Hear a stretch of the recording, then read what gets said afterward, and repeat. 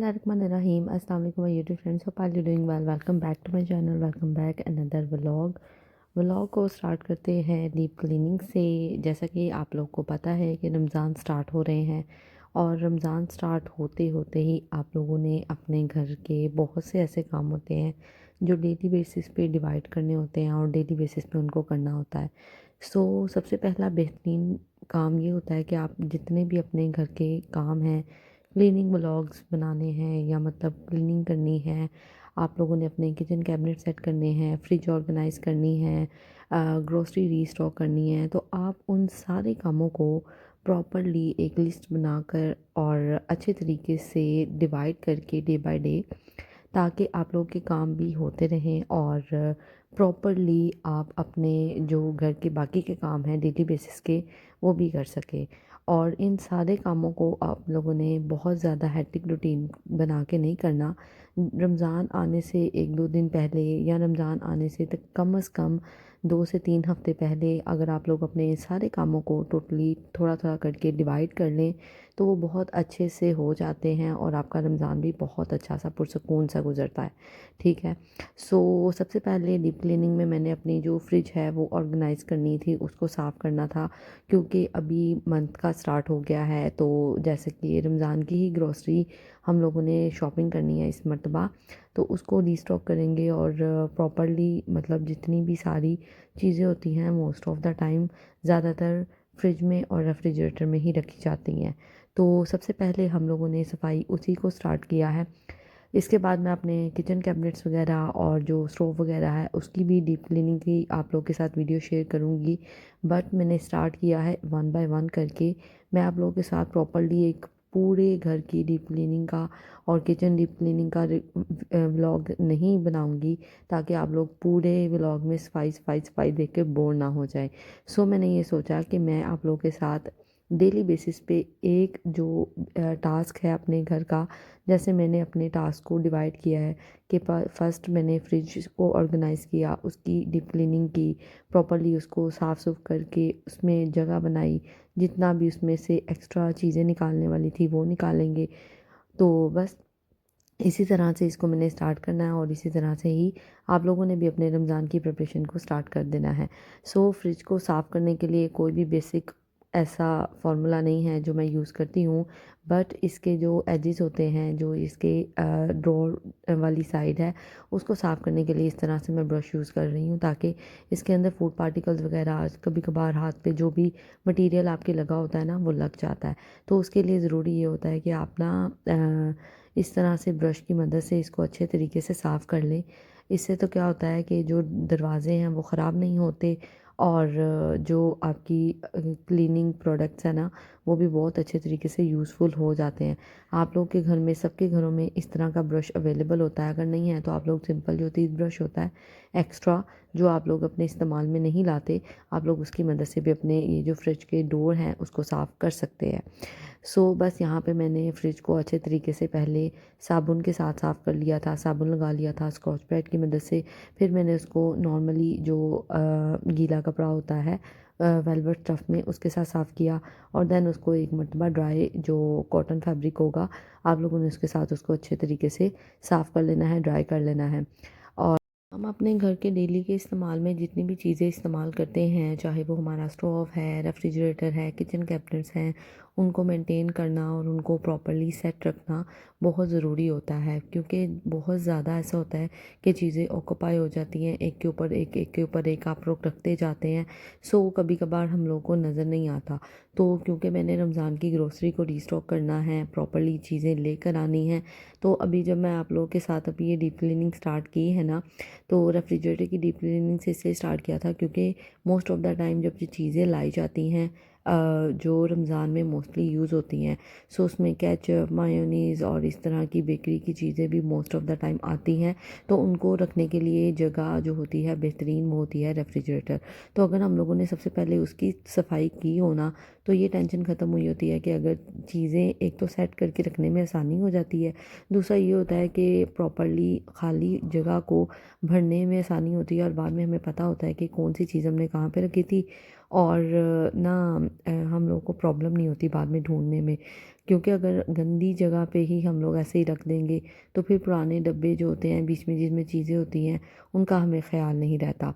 तो बस वो एक दूसरे के ऊपर ओवरलोड हो जाती हैं और बस वो सामान हमारा पीछे का पीछे ही रहता है और यूज़ नहीं होता। और फिर ओवरलोड होने की वजह से ये होता है, फ्रिज में अगर कोई चीज़ ख़राब हो जाए ना तो बहुत मैसी, एक तो बहुत मैस हो जाता है और दूसरा इतनी गंदी सी स्मेल आ जाती है। और वैसे भी वीक में एक मर्तबा हमारे एरिया पे जाती है लाइट, तो जो वो लाइट वाला टाइम होता है ना पूरे दिन में जब जाती है, तो जो ऊपर का कैबिनेट होता है ना मैं उसको तब साफ़ करके फिर एक ही मर्तबा फ्रिज चला देती हूँ, ताकि ऊपर जो पानी वगैरह है वो जम ना जाए और बहुत ज़्यादा फ्रीज़र में ना गंद ना मच जाए। तो वो फ्रीज़र वाला एरिया तो मैंने अभी नहीं साफ़ किया, क्योंकि उसको मैं ऑलरेडी 2 दिन पहले ही साफ़ कर चुकी थी। तो बस यहाँ पे मैंने जो नीचे का है वो एरिया पूरा साफ़ किया। इसके सारे जितने भी कंटेनर्स वगैरह हैं और जालियाँ वगैरह हैं वो मैंने निकाल के अच्छे तरीके से धो के इनको रख देना है ड्राई करने के लिए।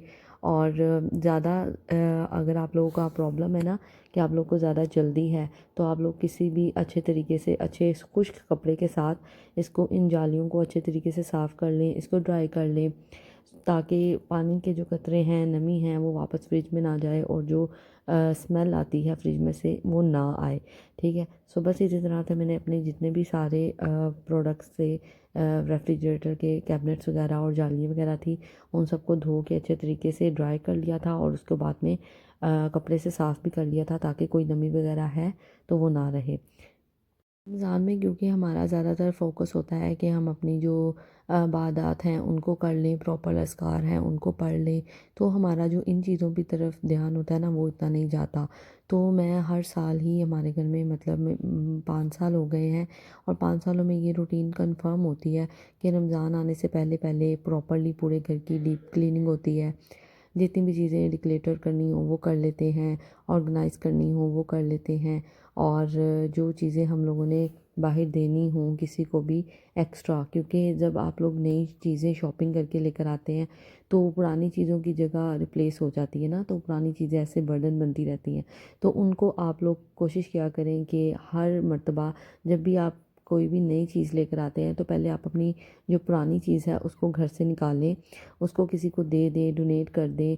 ठीक है। सो पाकिस्तान में डोनेशन देना तो बहुत आसान होता है, आपको पता होता है कि आपने कहाँ पे दी है, कहाँ पे नहीं दी। मोस्ट ऑफ़ द टाइम मैं बहुत सी कंट्रीज़ वगैरह के मतलब बात सुनती हूँ कि बाहर की कंट्रीज़ में डोनेशन का लोगों को नहीं पता होता। वहाँ पे बस डोनेशन एरियाज़ बने होते हैं और स्पेस उन्होंने बनाई होती है हर जगह पे कि आप यहाँ पे कोई चीज़ डोनेट करनी है तो यहाँ पे रख दें। तो वो लोग अपनी जितनी भी चीज़ें होती हैं वो डोनेट करने के लिए बाहर रख देते हैं। अब वो चीज़ें कहाँ पे जाती हैं, कहाँ पे नहीं जाती, सो ये बात हमें नहीं पता होती, उनको नहीं पता होती।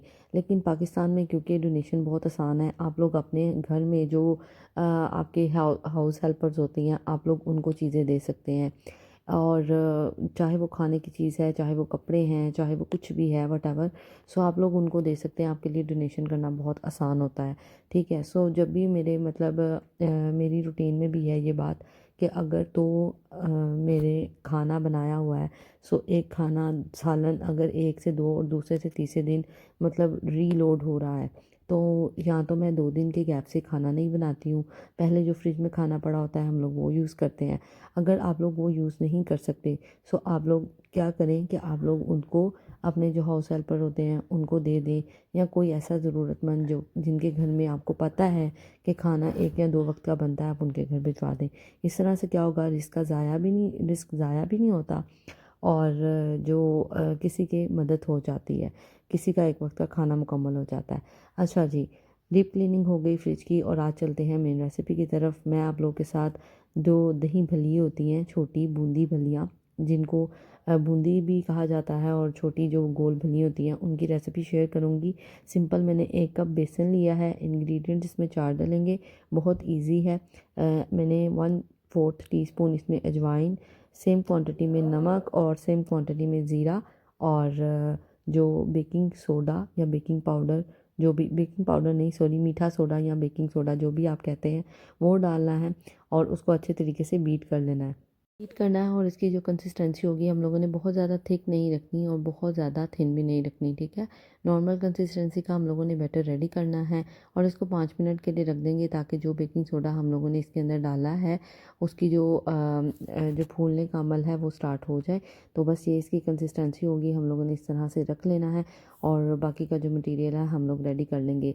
मैं आप लोगों के साथ अपनी डेली की रूटीन में मतलब कोशिश करूँगी कि अपना कोई ना कोई टास्क जो मैंने अपनी डेली बेसिस रूटीन में करना है वो, और साथ में कोई एक छोटी सी रेसिपी रमज़ान के अकॉर्डिंग ही मैं आप लोगों के साथ शेयर करूँ ताकि आप लोग मोटिवेट रहें, आप लोग प्रॉपरली अपनी रूटीन को पूरा ये जो मंथ है हमारे पास शबान का उसमें अपने रमज़ान के लिए प्रिपरेशन भी करते रहें और अच्छे तरीके से चीज़ें बना बना के सेव करते जाएं और जो अपना घर है प्रॉपरली उसको साफ़ करते जाएं, किचन है उसको साफ़ करते जाएं। आप लोग के साथ इस तरह की वीडियोस मैं ज़रूर शेयर करूँगी। होप सो कोई ना कोई एक बंदा दो बंदा मेरे से कोई मोटिवेट होकर अपने घर का कोई भी काम करेगा तो मुझे बड़ी खुशी होगी। और इसी तरह आप लोगों ने मुझे अपनी दुआओं में भी ज़रूर याद रखना है, रमज़ान आ रहा है सो मैं भी आप लोग को अपनी दुआ में ज़रूर याद रखूँगी। सो बस यहाँ पे मैंने इस तरह से ना किसी भी छन्नी की मदद से, जो मोटी छन्नी हो हर किसी के घर में अवेलेबल होती है, सो इस तरह से बड़ी अच्छी सी आसान सी हमारी जो बूंदी है वो घर पे बन के तैयार हो जाएगी। क्योंकि रमज़ान है तो रमज़ान में मोस्ट ऑफ़ द टाइम हर घर में दही भल्ले, दही भल्लियाँ और बूंदी के जो चाट होती है वो ज़रूर पसंद की जाती है, बहुत शौक़ से बनती है हमारे अपने घर में, डेली बेसिस पे ये लाज़मी बनाई जाती है। क्योंकि हम लोग इसको चावलों के साथ बहुत अच्छे से इंटेक करते हैं और बड़ा अच्छा फ्लेवर आता है इसका। किसी भी तरह के चावलों के साथ आप इसको खा लें तो, चाहे वो चने पुलाव हो, चाहे वो वेज पुलाव हो, बिरयानी हो, सिंपल अचारी पुलाव हो, बहुत अच्छा टेस्ट आता है इसका। सो बस यहाँ पे सबसे पहले मैंने इन्हीं को बना के रखा है। आप लोग इसको बनाएं, इसको ठंडा करें और ठंडा करने के बाद आप लोगों ने इसको ज़िप-लॉक बैग में डालना है और इसको हम लोगों ने 1 मंथ के अंदर अंदर इसको यूज़ कर सकते हैं। सो ये तो इतनी मज़ेदार और क्रिस्पी होती है ना कि मैंने इसको इसी तरह से भी खाना शुरू कर दिया था और ये ज़्यादा मज़े की लग रही थी। सो बस यहाँ पे जी मेरा व्लॉग होता है पूरा। आप लोग को वीडियो अच्छी लगी हो, कुछ भी वीडियो में पसंद आया हो तो प्लीज़ वीडियो को लाइक, शेयर और कमेंट ज़रूर कीजिएगा। मैं आप लोगों से मिलूँगी अपनी नेक्स्ट वीडियो में किसी और अच्छी रेसिपी के साथ, किसी और अच्छे कंटेंट के साथ। अगर आप लोग मेरे चैनल पे नए हैं तो चैनल को सब्सक्राइब कर लें, वीडियो को लाइक, शेयर और कमेंट कर दें। मैं आप लोगों से मिलूँगी नेक्स्ट अपनी किसी अच्छी वीडियो के साथ। तब तक के लिए अपना बहुत ख्याल रखिएगा। अल्लाह हाफ़िज़।